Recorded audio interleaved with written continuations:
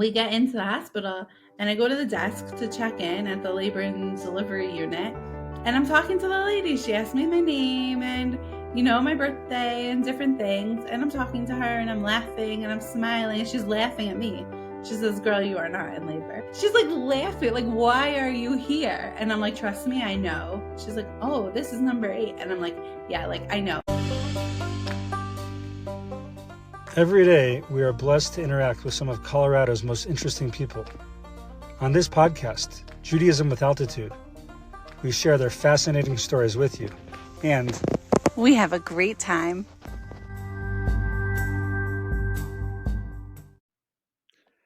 Welcome back to Judaism with Altitude. You might have noticed we've been on a little hiatus, and for good reason. Good reasons. We're very excited to share with our thousands and thousands of listeners that we were blessed with a baby boy on Tisha B'Av, on the 9th day of Av, the saddest day of the year. We were blessed with a beautiful, healthy baby boy. So we've been on a little hiatus from Judaism with Altitude, but don't worry, because we're back. We are back.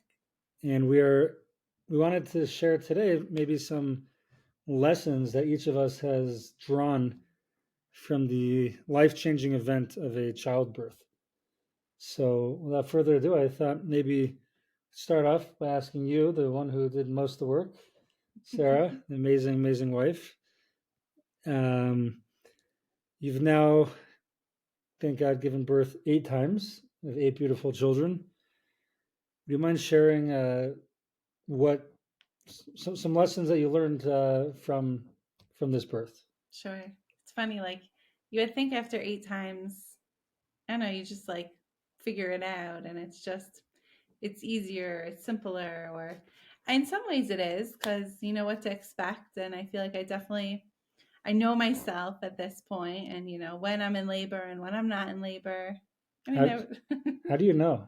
Like, for any listeners out there who aren't sure if they're in labor or not, like, how do you know? I think I guess I'll try to answer that too from a different perspective. I think when you know is like when you're like, there's no going back at this point.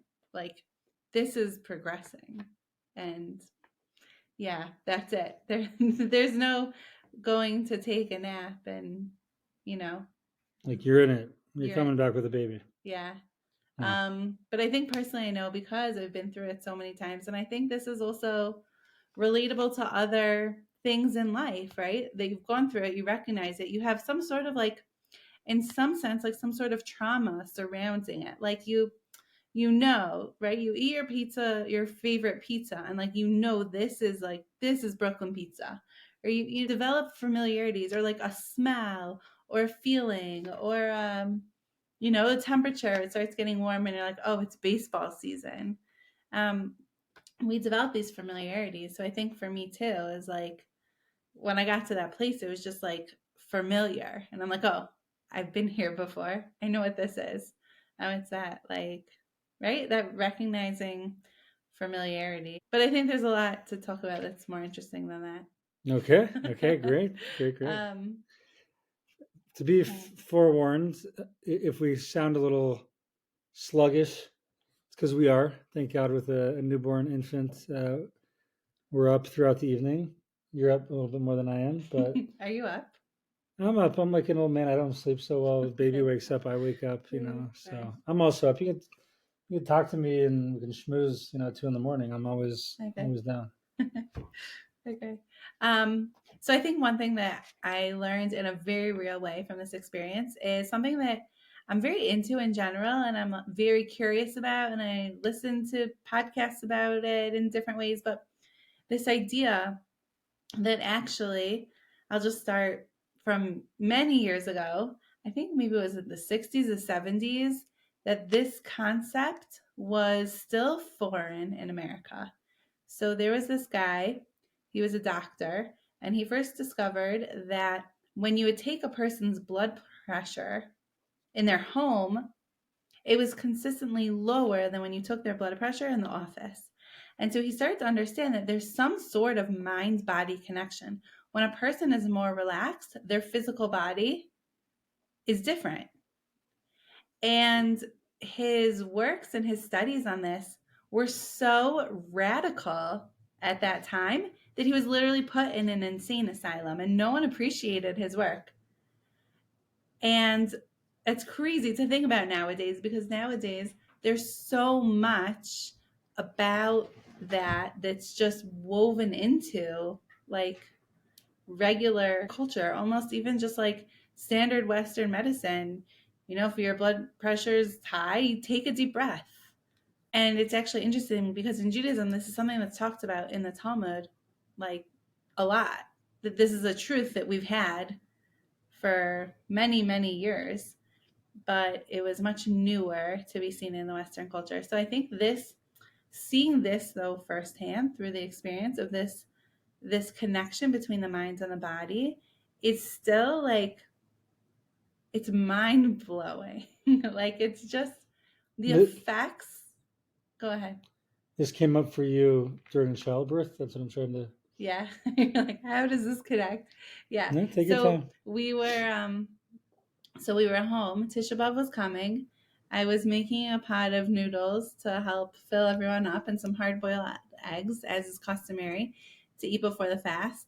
And it was like for days already. I was like, I think I'm going into labor. I think I'm going into labor. And I wasn't. I was home with the kids. I was making supper. I was doing bedtimes. And it was like at this moment when I was like, okay, I think at some point towards the end of the cooking, I was like, I think this is really it. I think we should go in. And when we got in, it was so funny because when we got, and I really like, in talking about this, I really try not to like TMI. Like, I'm a very like private person, but there's like some pieces that I think are more shareable. So that's what I'm sharing. Just like be forewarned here. But we get into the hospital and I go to the desk to check in at the labor and delivery unit. And I'm talking to the lady. She asked me my name and, my birthday and different things. And I'm talking to her and I'm laughing and I'm smiling and she's laughing at me. She says, "Girl, you are not in labor." She's like laughing, like, "Why are you here?" And I'm like, "Trust me, I know." She's like, "Oh, this is number 8." And I'm like, "Yeah, like, I know." Even still, they sent me to triage. I don't know. Anyways, another discussion. Can I add something for a minute? Yeah, please. So we get into triage again. We don't want to get too many details here, but you get you get checked. They check you out, and they see that your labor is not advanced at all, like nilch, not at all. So the lady's like, maybe you should go for a walk. And I tell you, like, I just started fasting, and because we came to the hospital, I didn't actually eat before the fast. Maybe I'll send a bench and I could watch you walk, but I don't really want to walk. But then people are going to think I'm like, there's something wrong with me. So that maybe let's skip the walk. It's funny because, like, if it wasn't number 8, they literally would have sent us home. Right. They literally just sent us home. That's the crazy thing. And she's like, "Go for a walk." Why don't you go walk for a couple hours? So we're like, we're going to talk about it for a minute. So we started talking about it. While the doctor went gave us some space, and in the meantime, I think at some point the doctor, I forgot exactly what she asked Sara, but Sara wasn't. When she asked if the She asked if the medical student could come in and be a part of could this. be a part of it, do the checkup, whatever it is, and Sara's like, "I'm sorry, no," something like that.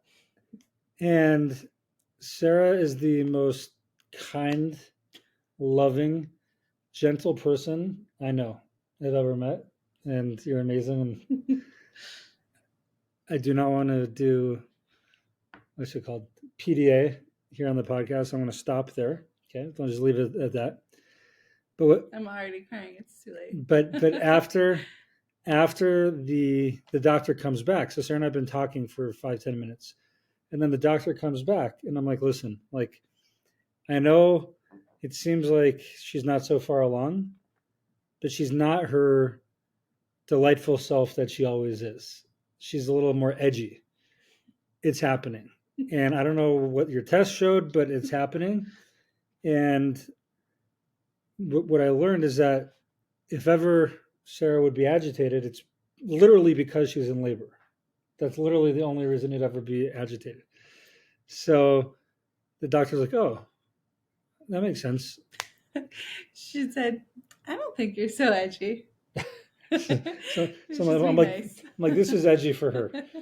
So she gave us more time, and then Thank God the nurse came in to check on us, and she right, really helped. And like we were able to tell her like, there's no walk necessary here, right, and she like got me started with my IV and stuff.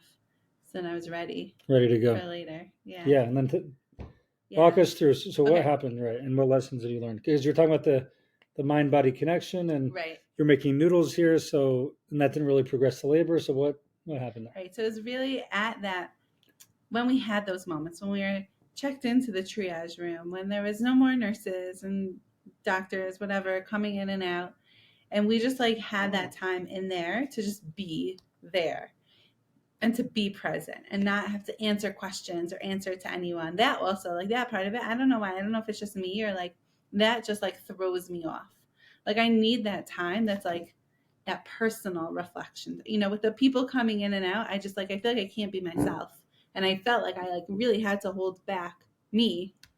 But yeah, once we had the time and they weren't coming in for a little bit, that's when things started progressing really quick. And it was almost like my body had been waiting for this for days. And literally, I just pushed it off.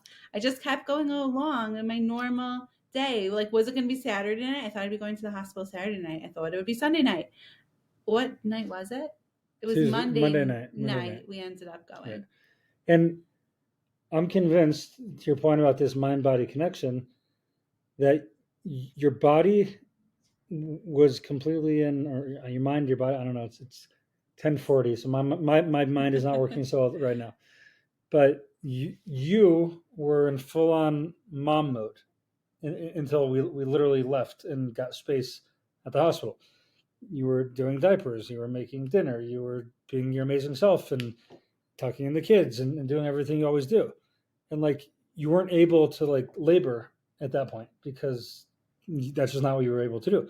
We literally had to go in the car and go to the hospital where you hadn't even officially started your labor by medical examination yet in order to allow your body to start going into labor.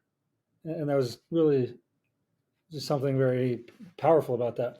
I bet if we would have gotten in a day or two earlier, the same thing would have happened, It's which is crazy to interesting. think about. Yeah. So what else? What Yeah. other Okay. lessons? So the first lesson I'm saying here is of what you've learned from baby number 8 is this deep mind body connection that uh, that our minds really what happens in our minds really does affect what happens in our body. Right. And there's so many examples of this. And there's so many ways to explore this in different, in different ways in life, whether it's also labor related and, there's a lot about how to make labor different through your mind. But also like in anything in life, right? There's like Joe Dispenza's healing your body through your mind and meditation. There's so much, there's just regular mindfulness and like how Dr. Friedman was telling us a couple podcasts ago how much that really makes a difference even statistically in a person's well-being. So another idea that I think can never be stated enough because when we're in the moment it's so much harder to access is this idea that it's through the hard times, through the difficult times, is when we get to the light, when there's something great waiting for us. There's something great coming.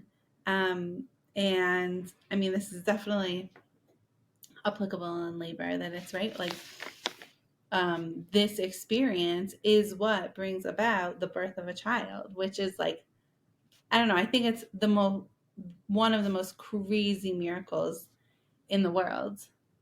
And I think I'm just going to digress for a second because there's another idea about this that this having a child is one of the most, I think, crazy miracles in the world. And then being able to feed the child and nurse the child afterwards is another one of like, whoa, these mind boggling miracles. But as we're going through this experience, what happens? The whole process of labor and when someone is able to go about it in its natural timing, which in itself is also a miracle, then like so much of it is out of our control. And I think it's part of the beginning of the process of becoming a parent is letting go of control. That's so much of life, right? We go through our life and we make decisions and we try to put ourselves on the best path for success in every area that's important to us. And we feel like it's all in our control. But at some point, we need to realize that it's not, because that's not how life works with anything. And I think that relates a lot to what I want to talk about later on, also with the process and the result. But this idea of being able to just like let go of control and accept what's coming, and to be in the moment and to just be open to the experience. And I think that's like childbirth really pushes a woman through that experience. And I think it's, maybe it's a generalization, maybe this is statistically founded, I don't know, but it's women, as women, we like to have control over our homes, and to be able to like let go a little bit and let each person to live their best selves within our domain of the home. Okay, I'm making a generalization. I run the home. So that's just how it works, and that's my experience, and that's how our home is. So that's what I'm speaking from. But to be able to be a parent, right? At first, when the kid's little and they're not listening, right? If little Chaim doesn't want to go up to get his diaper changed, I can just pick him up You're and in carry complete him up to control. the changing station. What happens when he becomes 6, 7 years old and I can't lift him anymore? He's too big for me.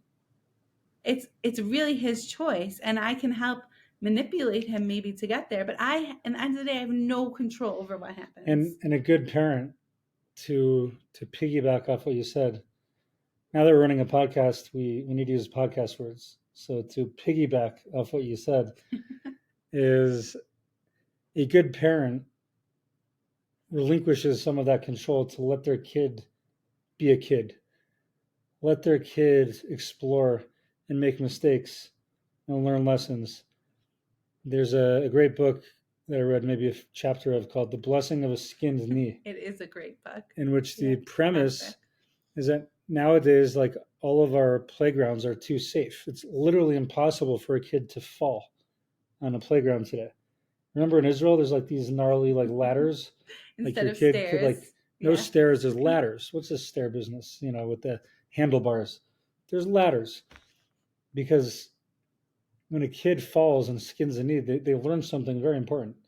But nowadays, helicopter parents want to hold the kid's hand all the way to the top of the slide, put them on their lap, and let them go. But the kid, in the meantime, never gets to spread his wings and to figure it out himself.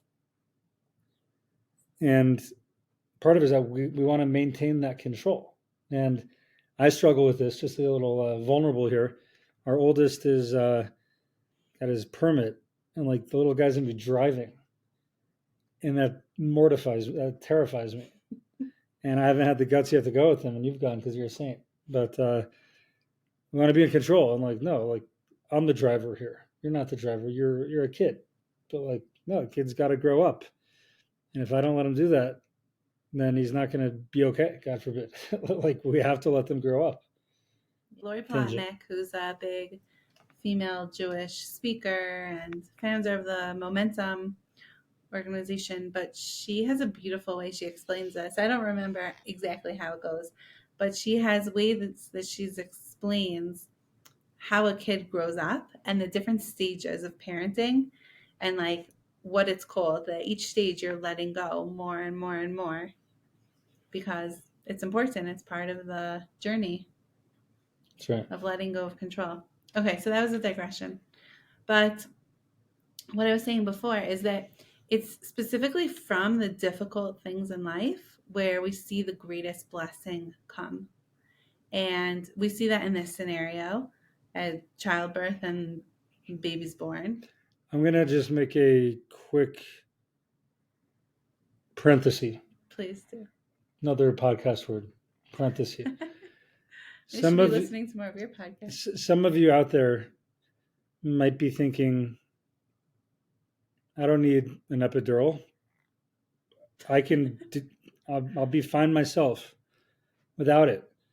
But I'm just telling you, modern science is a beautiful thing, and epidurals are beautiful things, and it's a worthwhile thing to consider. And I also believe that the man should be allowed to have an epidural too, because it could be intense for the husband as his wife is laboring. Why did I bring that up? In parenthesis, I brought that up because you said the hardest things produce the greatest things, right? Oh Basically, yeah, labor is a hard thing. It's a we know that it's nothing new here. yeah.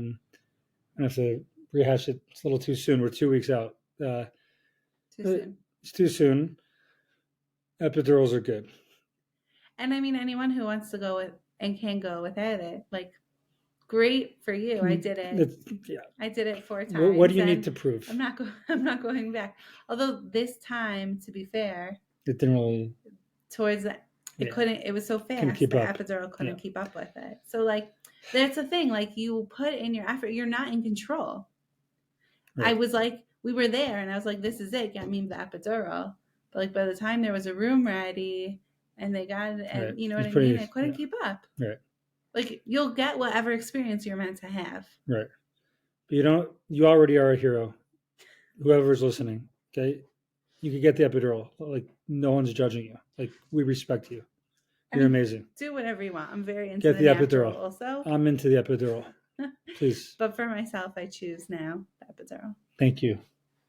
It's life changing. Thank you for supporting that decision. Yeah. Okay. That was just a little life advice. Okay. But think about so many things in life. Think about dating, looking for a job, anything hard you might be going through for a parent, if your kids are just being really annoying sometimes, anything, it's possible to get to a point where, like, I just don't know if I can do this anymore. Like, go on another date, build another relationship. What's the point? I've tried this so many times. Or, you know, there's so many things in life that can be difficult. And this is interesting, actually. David Goggins, he says, it's at those moments when you think you have nothing left in the tank that you actually have 40% more in you. And he's the ultra marathon runner, right? So when you're at that wall, that runner's wall, runners like me know at some point you hit a wall. You feel like you got nothing left, but you're saying he says you still have 40% left. Yeah. That's insane. Like, we really have so much, and we're awesome. Yeah, like, it's incredible. And it's through those experiences that really test you that you realize how much strength you have, like through childbirth, right? It's like at the end when I'm like, oh, I'm done. And they're like, okay, now it's time to take the baby out. I'm like, now? Really? I don't know if I could do that. Yeah, you could do it. You could do it. And what comes out of that? When you think you have no more strength left and you pull through, that's when it happens. Literally, human life is born. Literally, life is born when you think you have nothing left. And it's not just like a nice analogy. This is really how the world works. Like, childbirth is just a microcosm of so many things in life. Yeah, I think when the situation of the world, when it specifically looks the bleakest and the darkest, that's specifically when the light's going to come. I think literally the darkest time of night is literally before dawn. Yeah. This hostage was just saved heroically by the IDF. What was his mindset right before he was released? He's probably in the throes of despair. But like, when all his captors just ran away, left him with a little bread, and he was left by himself. Unbelievable. Booby trapped into a tunnel. Seemed like there was no hope. And he got saved. Thank God. Yeah. Wow. And that's how the world works. They say, like, the Messiah is coming at that moment when we literally were in despair. There's no more hope.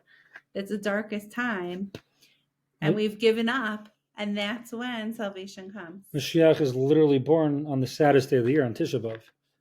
So you might be thinking now, if our baby was born on Tisha B'Av, I don't know if we told you that yet, but yeah, the baby was born on Tisha B'Av.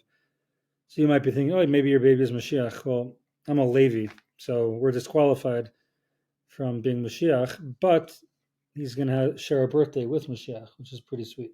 Yeah. We talk about for a minute what Tisha B'Av is. Just sure. Fill in our listeners. Yeah.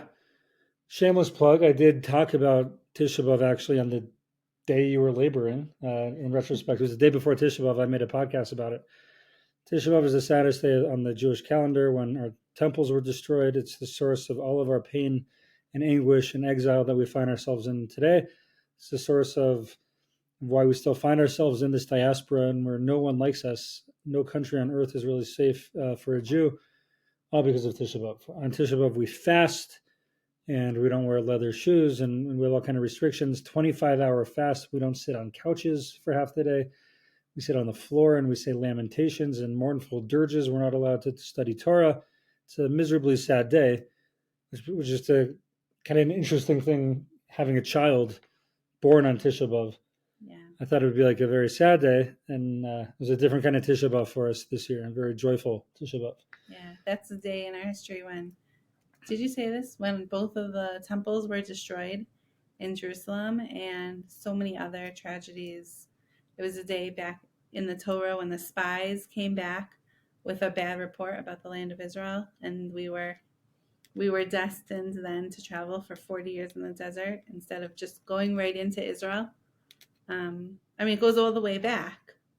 And then in modern history also, there's so many things that continually happen on that day that it really is a day of mourning for all generations until one day it'll be a day of celebration. Why? Because we'll see that all those tears we cried, all those days, that's what they say is when we cry in this world, that's when we're going to be rejoicing in the next world. It's the things that we cry about now that once we see the big picture and how everything comes together, it's the things that we'll be celebrating about the most, which is like, another mind-boggling idea. But this day of Tisha B'Av, just while we're talking about it, should we talk about the name for a minute? Yeah. Okay. So we named our baby.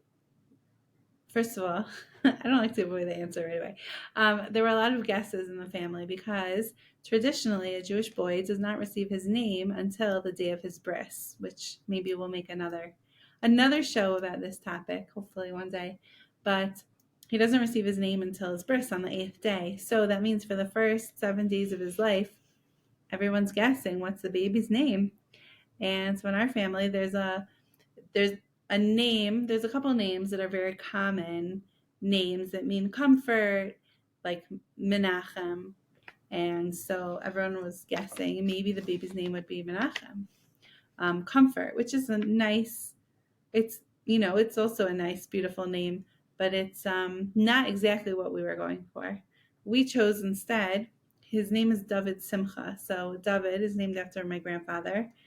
And also, just significantly, David in Jewish history, King David, is the author of Tehillim and all these songs that we sing to God and we use for connection until today. It's really like emotions and songs of the heart that we can connect to through all our different emotions in prayer and to call out to God for connection and for help. So David, Simcha means joy because it was specifically on this day, this tragic, sad day, that we hope to bring more joy into the world. Beautiful.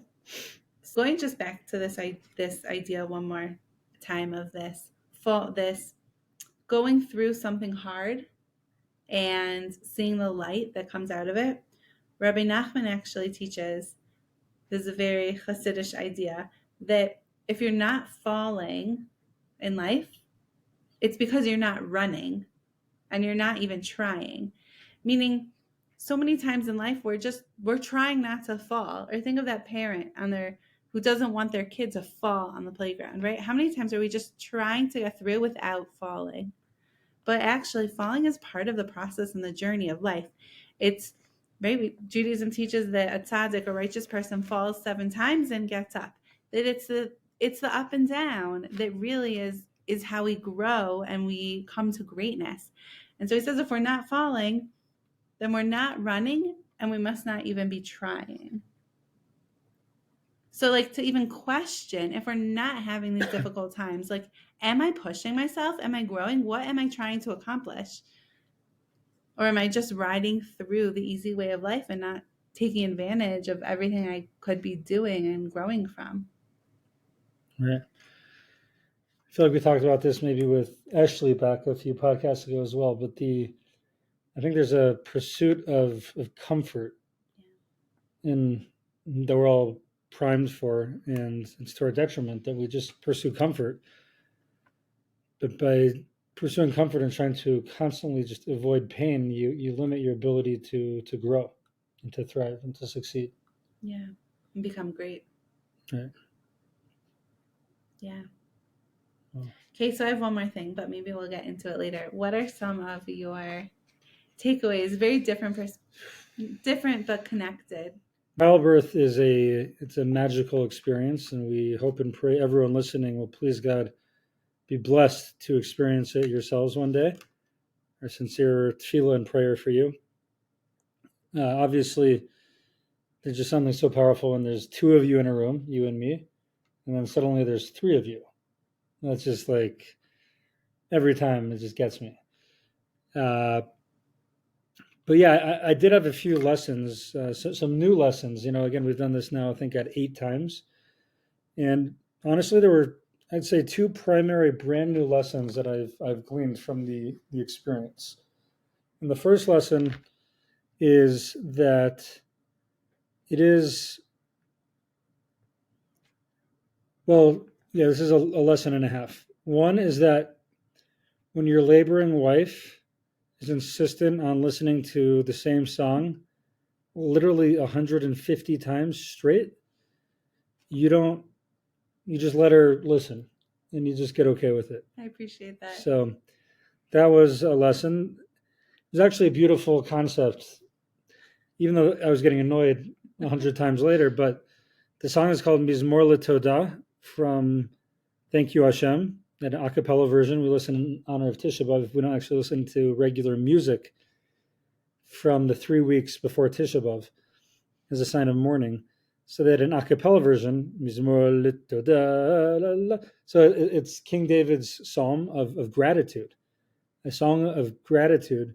And I think it was brought down in one of your prayer books that this is actually an appropriate thing to say during labor, I think. And it was cool because like I was watching Sarah, who was like in the zone, and she was just saying these words, like she was davening throughout the labor, just saying these words of gratitude to Hashem. And just through labor, I'm also able to just see what a saintly person you are. Uh, I'm just like bugging out, and here you are like davening your heart out and praying, and I'm just like freaking out, bugging out, and annoyed with the song. So we're on vastly different levels. It's different though, because in some regard, I was the one more in control. Meaning you were just watching the experience, and it was up to me to really channel it, Right, for sure. But yeah, so that was a powerful, interesting lesson experience. And I would say the next just major lesson that I've taken from the birth of this baby over the last 2 weeks has been the something I know but have internalized a little differently, which is the importance of being present and mindful, like of every moment that we're in. And as a matter of fact, we had Dr. Jacob Friedman, we mentioned before, on the show. You should definitely go listen to it. Really, really great. He, I wondered, you listen back to the show, I don't tell the whole story, but through divine providence, I met him twice on one day in Israel. And I kind of wondered why I needed that. And on our podcast, he spoke about mindfulness and how it's like life changing. And he writes about it in his books, things I told my patients, the things I told my patients, and Off the Couch. And he actually quoted some other books in the podcast called Mindfulness: A Jewish Approach, right here, and Living in the Presence. We bought both of those books immediately after he recommended them. And maybe this is the reason I had to divinely, through divine intervention, talk to him twice in one day or see him twice in one day, is because when I'm reading these books is like so mind blowing. And there's literally an introduction from an old professor of mine, Dr. David Pelkovitz, who writes that babies and young kids, ages 0 to 2, they look at their parents for feedback on their faces when they're holding them, reading to them, interacting with them. When the child is playing on the floor with his blocks or magnet tiles, the child is looking at the parent to see that feedback. And that's part of their development. And Dr. Pelkovitz bemoans that too often we're distracted. Too often we're not present. We're not in the moment because we're checking Facebook or we're reading the news on Twitter or we're doing something else. And I started having these thoughts because, thank God, we're up to kid number 8. We're now well into our 30s. Some of us are more in our 30s than others, but even you are well into your 30s. And it's unclear that how many more babies there's going to be. Like, it's just not clear what that's going to look like. Like, who knows?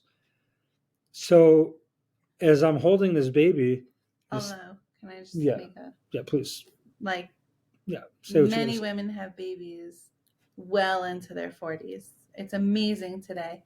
Where were we just reading that? Oh, I think it was one of my baby labor related, post baby related books I was reading, that I think 65 might be the oldest recorded recent mother's age. Okay, so maybe there'll be a lot more baby holding in my immediate future here, but I think it's just good for people to know because there's such an assumption that it has to be before a certain age. Yeah. And it's not. Thank God. 36 is considered a geriatric pregnancy, which is, in some ways, it's crazy it's because plenty women are having many healthy babies after that. Thank God. Technology is incredible. Science, medicine, God's miracles and blessing and love. So yeah. But my point is, like, just who knows, right? Like, I'm just not sure just what's in our store and how many more in our store. So I'm like, I really want to notice every moment and I want to be present at every second. So that experience of baby number 8 had inspired me to, like, when I'm holding the baby, like, I don't want to be holding my phone. Like, I don't want to be even reading. I want to just notice the baby. How is he breathing? How is he yawning? How is he sneezing? I want to notice everything. And I want him to notice that I'm noticing him.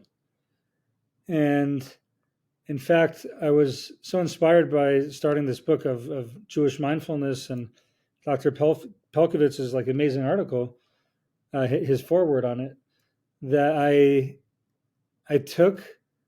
I mean, it's just, he tells these like horrible stories of just, parents who are just on their phones too much, and I'm guilty of this. And he has this story of a young woman, a 19-year-old girl, who on Passover night is insistent on trying to find the afikomen. Like, she's competitive. So there's a little like 6-year-old girl looking for the afikomen and 19-year-old sister looking. And I don't know, she elbows her sister. She finds the afikomen. And her father's like, okay, it's kind of weird you were so insistent on beating your sister to find the afikomen on Passover night, but what prize do you want? She's like, I want you to take me out for 3 hours one night and leave your phone at home. That's all I want.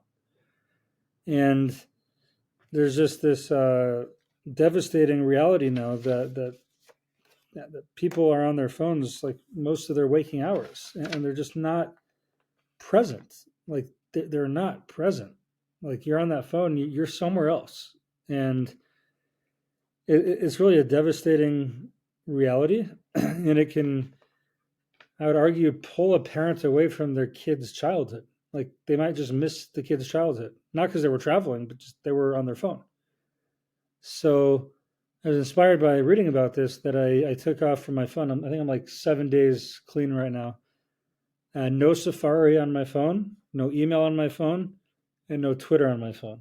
Thank God. And I think my phone time is down a lot. That was just a lesson I learned. And I had a moment actually on Shabbos day, ironically, because on Shabbos we're not on our phones. But sometimes we're doing other stuff, which, again, a person needs sometimes an outlet to be able to do something else and to read or whatever it is. So ironically, I was excited. I got up early Shabbos morning when my son Chaim got up, a little 2-year-old cute kid, and he was going to go play with his magnetiles, and I brought to the couch this book on mindfulness. I was about to start reading it. I'm like, wait a minute, that's not being very mindful. That's not being very present. That's the same thing. I mean, it's just like being distracted while my kid's playing. So sure enough, I just spent the hour before going to synagogue watching him and his sister build their blocks, and I watched how I noticed stuff like older sister was wanting to go help him build his magnetiles, but he wouldn't let her. So then she went to build her own, and then he came and helped her, and she let him do that. I'm like, that's cool. Like I noticed that social dynamic that I never noticed before. And then as he's building, he keeps looking over at me. Like 5 times he looked at me, and I met his gaze because I was looking back at him, and he was like happy, and like I don't know if this is why, but like this week we've been especially close, him and I. Like I got home the last couple of days, and he comes and he hugs my legs. So I shared with the family, like I appreciate when Tati comes home. If everyone could please come hug my legs. So today, my shout out. She's watching the podcast right now, even though it's a little past bedtime at 11:07 p.m. But my 11-year-old, don't tell me, no, my 9-year-old, came and God bless her, hugged my leg today, and all the other kids did too. And maybe it's because I paid attention to my kid. So that's been a profound lesson that I've taken from this baby. And it's funny, like when I feel like when you see a lesson or you learn something, like you see it everywhere. Like literally in last week's parsha, 2 weeks ago, the parsha says, "Ve'atem advekim chaim kulchem hayom." In Parshas V'yaschanan, it says, "You who live today, ve'atem advekim, you who cleave to Hashem, you who cling to God, you're living today." And I quoted from Rabbi Silber, who quotes Rabbi Nachman, who says, if you're really living, really cleave to God, you're living today. You're living now. You're in the moment now. That's how you cleave to God, by being in the moment now. And then in last week's Parsha, Parshas Ekev, the Torah had said, one of the passages of Kriyat Shema, the second passage, it says, Va'avadetem mehera, which means that if you don't do what you're supposed to do, you will quickly get lost. You'll quickly perish. But the Pietzesna Rebbe, I probably didn't say that correctly, but whatever the Pietzesna Rebbe quotes the Baal Shem Tov, who says the real way maybe to read that from a Hasidic lens would be V'avadetem, meaning you should lose mehera. You should lose quickness. Because we're just so quick. We need convenience. We need to get that order on Amazon in. We got to get that Target order that, so maybe my kid's playing now, but I need to get that done. I need to do this right now. And by doing that, we lose out on life, and we lose out from being in the moment because we need everything so quickly. So after you say that, it's hard to remember what was the original. It's like once you see that, it's like, so what's that? That's the Pashup shot. Right? That's a simple reading, right? Like how else do you understand that? What is the original? The original is if you don't do what you're supposed to do in the land of Israel, if you don't behave the way you're supposed to behave, live the way you're supposed to live, then you will be punished. You will be lost. You will be perished. God forbid. Va'avadetem means you will get lost. Mehera, quickly. You'll quickly. Rashi, I think, says like God's not going to wait around like He did in the times of the flood. He waited 120 years. Maybe they do, but no. If you don't do this, Rashi says you're like a role model. You knew how to act and you didn't. So God's not going to give much respite. That's the simple way to read it. But the Baal Shem Tov, the Heilige Baal Shem Tov, has a different way to read it, which is along these lines that like we need to slow down. We need to be in the moment. And that's a little bit what I've learned from baby number 8 myself. So, yeah. It's a beautiful idea. Yeah. Thank you. And I think also like, while it so applies in parenting, I just think, so many times someone will write something, especially with Jewish observance, right? Sometimes someone will say, I don't keep Shabbos now, but once I get married or once I have a family, then I want to keep Shabbos. And I know Elizabeth Shalom has questioned that in her own podcast. So why not start now? And I think with this too, it's the type of thing that, like, as a parent, it makes so much sense.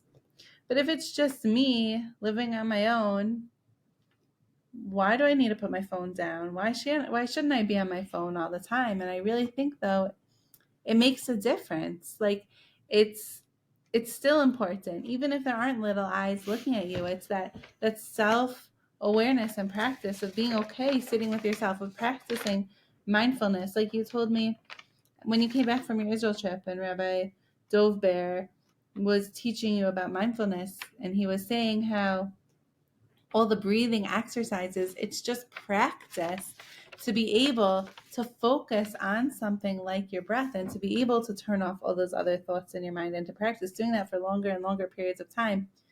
Um, so there's really, I think, benefit at every stage of life for this. 100%.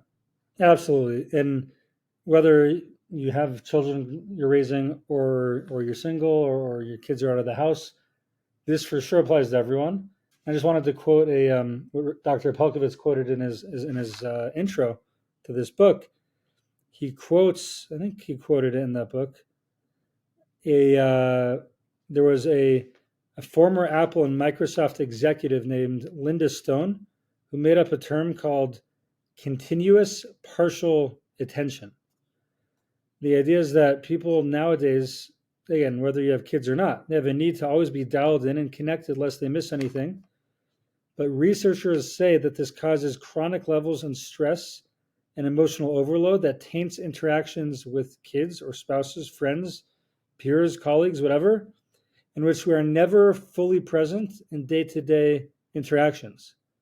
There's actually a study called The Role of Frontostriatal Connectivity in Adolescence with Excessive Smartphone Use that was quoted in the Frontiers in Psychology magazine, which found that the need to chronically check smartphones to respond to work and social demands leads to a chronic secretion of cortisol, which is the flight or fight hormone that mobilizes our bodies of approaching danger.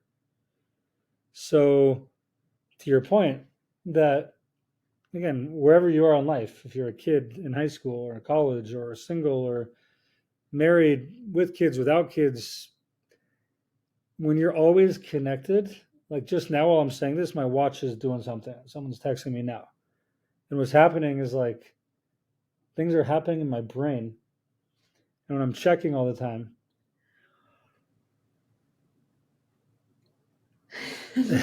Trying don't have to to slow yeah. down. Slow down. Thank you. Slow down. It just Yawn. causes, If you're listening right now, just give yourself a nice yawn. Calm down. Yawn. It'll be fine. Just yawn.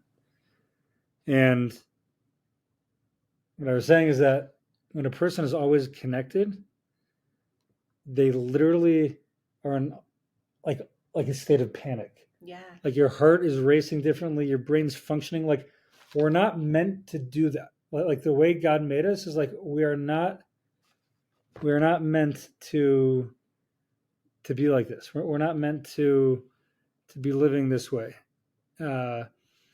Always connected to something, always feeling like we're running, like fighting, or fleeing or fighting. What's the next Like thing? we're meant to do fight or flight. Like when there's a lion approaching us, then you got to figure it out. But like, so we wonder like why we're so anxious today. Well, we're literally, our brains are producing like anxiety inducing hormones, like always, because we're connected. It's so powerful. It's insane. Like we need to slow down. We need to turn it off. We need to rebel a little against the smartphone. So that maybe that's another podcast. It was getting late, and there was something I was listening to recently. I forget in what context, honestly, but it was literally talking about the same thing, about us living in fight or flight mode constantly, and how it's like this chronic anxiety inducing state that's not healthy for our bodies. There's something I was listening to about the mind body connection. Same thing. Right. Yeah. And Cal Newport, who talks a lot about this in his book called Digital Minimalism, he says that with the advent of the smartphone, he says originally it was just meant to be the iPhone was meant to be an iPod which could make phone calls. That's literally what it was. An iPod. It was an innovative thing for all you youngins listening to I this. remember this. In the old days, Yeah. you had to bring CD cases on trips, and you put it in your Discman, right? And change the So an batteries. iPod changed the world because you could listen to hundreds of songs on a little device. And the head of Apple, whose name is Steve Jobs, came up with this brilliant idea. Let's let that thing call people. That's what a smartphone was. But what happened was, as it developed, is that and it evolved, is that people were forced to enter a social contract that they never agreed upon, in which you're always expected to have their phones with them and be on and ready to respond when someone Yeah. texts you or emails you. And no one ever agreed to that. And it's not healthy for us. And we need to dial it back. And So maybe inspiring. I'm inspired to put it away more. Thank you. So little nuggets here from lessons of baby number 8. So I just want to touch upon for a moment, how do we do this? So I heard this idea also recently in some podcast I was listening to. And this idea of coming home from work, it was a mother was talking about it, and wanting to be present with her kids and just finding it difficult though. You give so much if you're away at work and then you come home, and how do you like transition into being a good parent and just in a different mode of being? It's a different like cognitive exercise. And she says what she started doing that she found so helpful is before she comes in the house, she gives a little tzedakah. She keeps like, I don't know, pennies or something in her purse. And she gives a little tzedakah on her way in, says a little prayer. God, please help me to be present, to connect, to focus, to be mindful. And she was talking about how great it is just to have some habit, some process, some prayer, or something just to help us get into that mode every day. You make some cognitive decision that you mindfully choose to. I'm now going to switch. Yeah. Right. I struggle with that. My office is 48-second walk from my home, so it's hard to just turn off work and get into Tati mode in 48 seconds. Yeah. But maybe some declaration like, okay, I'm hereby now going to be present and be Tati, be here for my kids. Yeah. So there was something else that we were going to talk about. Maybe we have to put it off to another episode. Yeah. Is this other book, which we've started, is phenomenal. Living in the Presence. And some of it we touched upon. It was just to connect it back is to this idea of there's a process and there's an end result. And it just connects to this in terms of not being in control of the end result. All we could do is we could be there and we could be part of the process. And I think that's part of the mindfulness. That's part of the childbirth experience. That's part of everything really in life. And God willing, we'll get back to this and talk about it in another episode. Thank you so much for tuning in with us after a brief hiatus in Judaism with Altitude. It was great to have you back. Great to be back. And we will come back, God willing, with some more episodes here in the near future. In the meantime, please go ahead and give us a like and subscribe. If you enjoy this podcast, share it with friends. It really helps. Makes a difference. Makes a big difference. A big difference. So we thank you so much for joining in and tuning in. If you have any questions about anything that we spoke about, please feel free to reach out. Leave a comment, reach out. God bless. Have a beautiful day, night, whatever it is when you're listening to this.